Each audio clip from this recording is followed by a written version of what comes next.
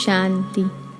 आज 12 जुलाई 2021 की बाबा की साकार मुरली है। मुरली के महावाक्य हैं, मीठे बच्चे, बाप जैसा निरअहंकारी और निष्काम सेवाधारी कोई नहीं। सारे विश्व की बादशाही बच्चों को देकर खुद वानप्रस्थ में बैठ जाते हैं। प्रश्न है, बाप का कौन सा पैगाम तुम्हें सारे विश्व को बताना है? उत्तर है, सभी को बताओ कि तुम दुख हरता सुख करता के बच्चे हो। तुम्हें कभी भी किसी को दुख नहीं देना है। तुम सुखदाता बाप को याद करो, उन्हें फॉलो करो तो आधा कल्प के लिए सुख धाम में चले जाएंगे। यह पैगाम सबको देना है। जो इस पैगाम को जीवन में धारण करेंगे वह 21 जन्मों के लिए माया की बेहोशी से छूट जाएंगे। गीत है, हमारे तीर्थ न्यारे हैं। ओम शांति। मीठे मीठे रूहानी बच्चे इस गीत का अर्थ तो समझ गए। हम आत्माओं का वह बाप हैं, मुख्य है ही आत्मा। अभी तुम बच्चे जानते हो, हमारी आत्मा परमपिता परमात्मा के सम्मुख बैठी है। तुम्हारी सोल सुप्रीम सोल के सामने बैठी है। तुमको तो अपना शरीर है, इनको लोन दिया हुआ शरीर है। गुरु लोग मनुष्यों को यात्रा पर ले जाते हैं। भक्ति मार्ग के ढेर गुरु हैं। भारत में तो श्री अपने पति को भी गुरु ईश्वर समझती हैं। बाप बच्चों को समझाते हैं, तुम बच्चे हो ना, समझते हो हम बेहद के बाप के बच्चे हैं। बेहद का वर्षा फिर से लेने आए हैं। अभी हमें सद्गति को पाना है। यह तो निश्चय है ना। सारी दुनिया दुर्गति में है, पतित है। पावन होने के लिए बुलाते हैं तो भारत में कितने ढेर के ढेर गुरु हैं। कोई को 100 फॉलोअर्स, कोई को 500, कोई के 50 भी होते हैं, कोई के लाखों करोड़ों भी होते हैं। जैसे खोजों का अखांगा गुरु हैं, कितने उनके फॉलोअर्स हैं, कितना उनको रिगार्ड देते हैं। फिर भल कुछ भी करने वाला हो, लेकिन उनका मान कितना है। भक्ति मार्ग में गुरु अनेक हैं, फिर वह भी नंबरवार होते हैं। कोई की कमाई पद्मों की होती है, आकांक्षा की कमाई बहुत है। उनको हीरो में तोलकर दान किया था उनके शिष्यों ने। एक तरफ हीरे, दूसरे तरफ उनका गुरु। हीरे दान करते हैं, कितने हीरे होंगे। आजकल सोने में तो बहुतों को वज़न कर देते हैं। दूसरा प्लेटिनियम होता है, वह सोने से भी ज़्यादा कीमती होता है। वह भी वज़न कर दिया था। गुरु का मर्तबा देखो कितना है। ऐसे गुरु लोग तो ढेर हैं। अब इस सद्गुरु को तुम क्या देंगे? उनको वज़न करेंगे, हीरे वज़न कर देंगे। उनका वज़न हो सकता है, उनका खुद का ही वज़न नहीं है। शिव तो है ही बिंदी, उनका वज़न तुम क्या कर सकेंगे? यह तुम्हारा गुरु कितना वंडरफुल है, सबसे हल्का, बिल्कुल ही सूक्ष्म है। तुम्हारा गुरु एक है। तुम जानते हो, शिव बाबा तो दाता है। भगवान कभी कुछ ले नहीं सकते, वह तो देते हैं। ईश्वर अर्थदान सब करते हैं तो समझते हैं दूसरे जन्म में इसका एवज़ा मिलेगा। कामना तो रखते हैं। अब यह तो है बेहद का बाप। इन जैसी निष्काम सेवा कोई कर नहीं सकता। निष्काम सेवा भी कैसी है? बच्चों को विश्व का सुखधाम का मालिक बनाते हैं। बाबा खुद थोड़े ही विश्व का मालिक बनते हैं। उनको कहा जाता है सुख का सागर, शांति का सागर, पवित्रता का सागर। बच्चों को हर एक बात अच्छी रीति समझाई जाती है। एक ही बाप से तुमको जीवन मुक्ति मिल जाती है। बाबा से स्वर्ग का वर्षा मिलता है। निश्चय किया, बस बाबा और वर्षे को याद करना है। इनको कहते हैं ज्ञान का सागर। सारा सागर मस यानी स्याही बनाओ, सारा जंगल कलम बनाओ तो भी एंड नहीं हो सकती। तुम शुरू से लेकर लिखते जाओ तो तुम्हारी ढेर पुस्तकें हो जाए। यह नॉलेज तो बहुत वैल्यूबल है जो धारण करने की है। जानते हो यह कोई परंपरा तो चलती नहीं, अभी तुमको तंत्र मिलता है। बाप आकर बच्चों को अपना परिचय देते हैं, वही काफ़ी है। बाप का परिचय देने से, रचता को जानने से रचना का भी ज्ञान आ जाता है। बुद्धि कहती है जो सतयुग में आते होंगे उनके पुनर्जन्म जास्ती होंगे। चक्र में जो पहले आए होंगे वही आएंगे। इस चक्र को भी अच्छी रीति समझना है। गीत में भी सुना, हमारे तीर्थ न्यारे हैं, वह तो जन्म जन्मांतर तीर्थ यात्राएं आदि करते आए हैं। यह सिर्फ तुम्हारी एक जन्म की यात्रा है।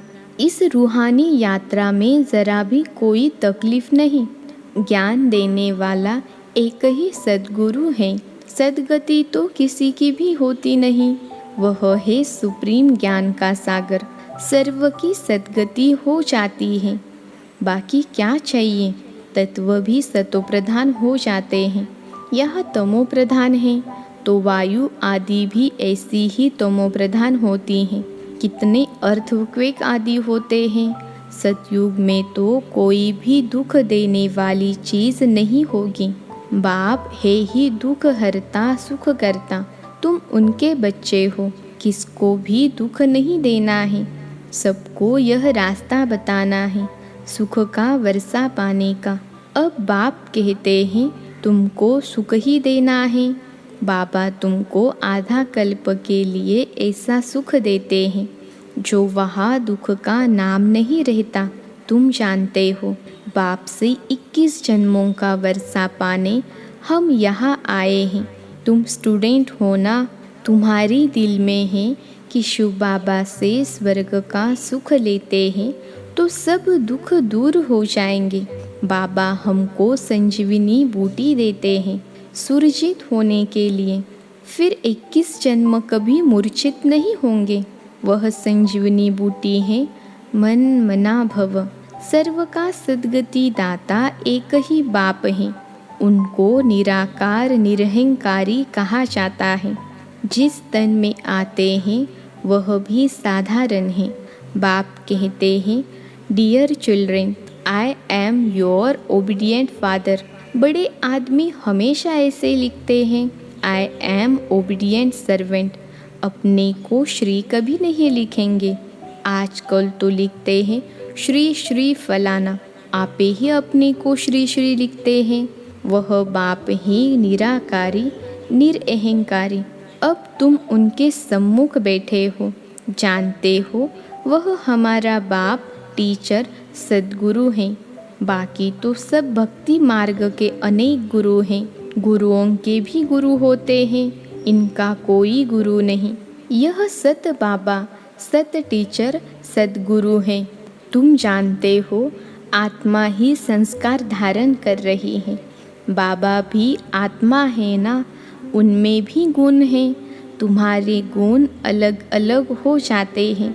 इस समय जो गुण तुम्हारे में हैं वही बाप के हैं। फिर सतयुग में तुम्हारे दैवी गुण हो जाएंगे। बाप ज्ञान का सागर प्यार का सागर है। कृष्ण की महिमा अलग है। शिव बाबा को 16 कला संपूर्ण नहीं कह सकते, वह तो स्थिर है ही। बाप कहते हैं यह टाइटल तुम मुझे नहीं दे सकते हो, मैं थोड़े ही विकारी बनता हूँ जो फिर सर्वगुण संपन्न बनूं। मेरी महिमा इन जैसे थोड़े ही करेंगे। इस नॉलेज को जिन्होंने कल्प पहले सुना है वही आएंगे, आकर बाप से सुनेंगे और बाप को याद करेंगे।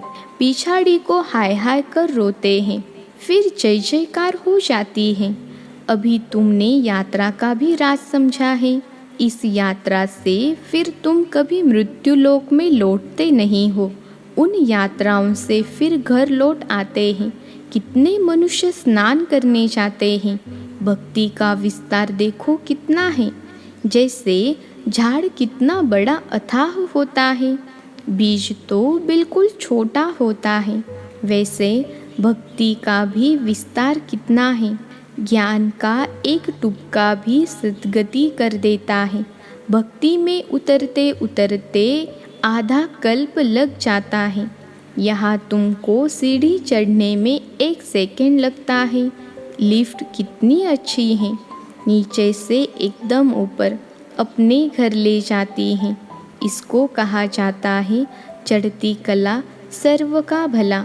सर्व का सद्गति दाता एक बाप ही है। अब ज्ञान भक्ति का फर्क देखो। ज्ञान भक्ति वैराग्य है ना। सन्यासियों का है हद का वैराग्य। बाप ने समझाया है वैराग्य 2 प्रकार का है। एक है हद का वैराग्य जिससे कोई सद्गति नहीं होती। दूसरा है बेहद का वैराग्य जिससे तुम्हारी सद्गति हो जाती है। अभी सद्गति के लिए तुम बच्चों को श्रीमत मिलती है श्रेष्ठ ते श्रेष्ठ बनने की। अब श्रेष्ठ दुनिया की स्थापना हो रही है श्रीमत पर। यह भ्रष्ट दुनिया रावण की मत पर बनी है। हम श्रेष्ठ बन रहे हैं, यह बातें तुम ही जानो। दुनिया बिल्कुल नहीं जानती है। तुम्हारे लिए तो कहते हैं यह ब्रह्मा कुमारियाँ विनाश कराने वाली हैं। सचमुच विनाश तो होना ही है, इससे ही तो कल्याण होना है। कल्याणकारी बाप आते हैं तो महाभारी लड़ाई लगती है। कहेंगे हमने कहा था ना कि ब्रह्मा कुमारियाँ विनाश करेगी। बरोबर विनाश तो होना ही है। पुरानी दुनिया विनाश होगी, हम नई दुनिया स्थापन करते हैं। पुरानी के बाद नई ज़रूर है ही। कल्प कल्प विनाश होता है, तभी भारत में स्वर्ग के द्वार खुलते हैं। परंतु वे लोग समझे कैसे? आगे चलकर बहुत समझेंगे। बाप जब आते हैं तो पुरानी दुनिया सारी स्वाहा हो जाती है। तुम्हारा यह यज्ञ तो वंडरफुल है जिसमें आहुति पड़नी है, यह भी तुम जानो और न जाने कोई। विषय तो पांडवों की होनी है और सब खत्म हो जाएंगे। बाकी तुम पांडव रहते हो, फिर नई दुनिया में राज्य करते हो। यह नॉलेज बड़ी वंडरफुल है। सबका दुख हरता सुख करता सद्गति देने वाला एक ही बाप है। कितना मीठा कितना प्यारा बाप है। कहते आए हो मीठे बाबा, आप जब आएंगे तो आप पर हम वारी जाएंगे। मेरा तो आप, दूसरा न कोई। इसका मतलब यह नहीं कि घर बार छोड़ यहाँ आकर बैठेंगे। नहीं, गृहस्थ व्यवहार में भल रहो। 7 रोज का कोर्स ले, फिर कहाँ भी जाओ। मन मना भव। बाप को याद करना है और वर्षा पाना है। बस याद की यात्रा में रहना है, इससे ही बेड़ा पार है। यह भी तुम जानते हो, पवित्र रहना है। छी खाना आदि नहीं खाना है। मुरली तो मिलती ही है, कोई समय मुरली नहीं भी मिलेगी। आफतें आएगी, हंगामा आदि हो जाएगा तो मुरली मिल नहीं सकेगी। तुम इन आँखों से जो कुछ देखते हो वह नहीं रहेगा, सब भस्म हो जाएगा। प्रलय तो होती नहीं, दुनिया तो एक ही है। नई सो पुरानी होती है। न्यू वर्ल्ड ओल्ड वर्ल्ड कहा जाता है। अब तो कहेंगे यह ओल्ड वर्ल्ड है, बाकी थोड़ा समय है। वह कहते हैं कल्प की आयु लाखों वर्ष है। कलयुग के लिए कहते 40,000 वर्ष बड़े हैं। वास्तव में 5,000 वर्ष का चक्र है।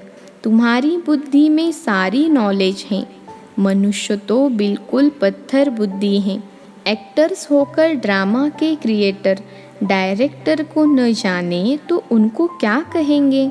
वर्ल्ड की हिस्ट्री ज्योग्राफी कैसे रिपीट होती है, यह तो जानना चाहिए ना। जो अच्छी रीति जानते हैं बुद्धि में धारण कर औरों को धारण कराते हैं, वह ऊंचते ऊंच पद पाते हैं। बाप कहते हैं, जो नॉलेज मेरे में थी वह अब तुमको दे रहा हूँ। ड्रामा प्लान अनुसार मैं रिपीट करता हूँ। मेरा भी ड्रामा में पार्ट है, भक्ति मार्ग में भी पार्ट बजाया। अब तुमको आकर अपना और रचना के आदि मध्य अंत का परिचय देता हूँ। मैं भी ड्रामा के बंधन में हूँ। मैं आता ही एक बार हूँ, अपना परिचय देने और रचना के आदि मध्य अंत का नॉलेज सुनाने। अच्छा, मीठे मीठे सिखिलते बच्चों प्रति माता पिता बाप दादा का याद प्यार और गुड मॉर्निंग। रूहानी बाप की रूहानी बच्चों को नमस्ते। हम रूहानी बच्चों की रूहानी माता पिता बाप दादा को याद प्यार, गुड मॉर्निंग और नमस्ते बाबा नमस्ते। धारणा के लिए मुख्य सार। पहली पॉइंट है, बाप समान ओबीडिएंट बनना है। कभी भी किसी बात में अपना अहंकार नहीं दिखाना है। निराकारी और निरअहंकारी होकर रहना है। दूसरी पॉइंट है, बाप टीचर और सद्गुरु के कॉन्ट्रास्ट को समझ निश्चय बुद्धि बन श्रीमत पर चलना है। रूहानी यात्रा पर रहना है। आज का वरदान है, व्यक्त में रहते अव्यक्त फरिश्ते रूप का साक्षात्कार कराने वाले सफ़ेद वस्त्रधारी और सफ़ेद लाइटधारी भव। व्यक्त में रहते अव्यक्त फरिश्ते रूप का साक्षात्कार कराने वाले सफ़ेद वस्त्रधारी और सफ़ेद लाइटधारी भव। विश्लेषण है, जैसे अभी चारों ओर यह आवाज़ फैल रहा है कि यह सफ़ेद वस्त्रधारी कौन है और कहाँ से आए हैं, ऐसे अब चारों ओर फरिश्ते रूप का साक्षात्कार कराओ। इसको कहा जाता है डबल सेवा का रूप। जैसे बादल चारों ओर छा जाते हैं, ऐसे चारों ओर फरिश्ते रूप से प्रकट हो जाओ। जहाँ भी देखे तो फरिश्ते ही नजर आए। लेकिन यह तब होगा जब शरीर से डिटैच होकर अंतवाहक शरीर से चक्र लगाने के अभ्यासी होंगे। मनसा पावरफुल होगी। आज का स्लोगन है, सर्व गुणों व सर्व शक्तियों के अधिकारी बनने के लिए आज्ञाकारी बनो। सर्व गुणों व सर्व शक्तियों के अधिकारी बनने के लिए आज्ञाकारी बनो। अच्छा, ओम शांति।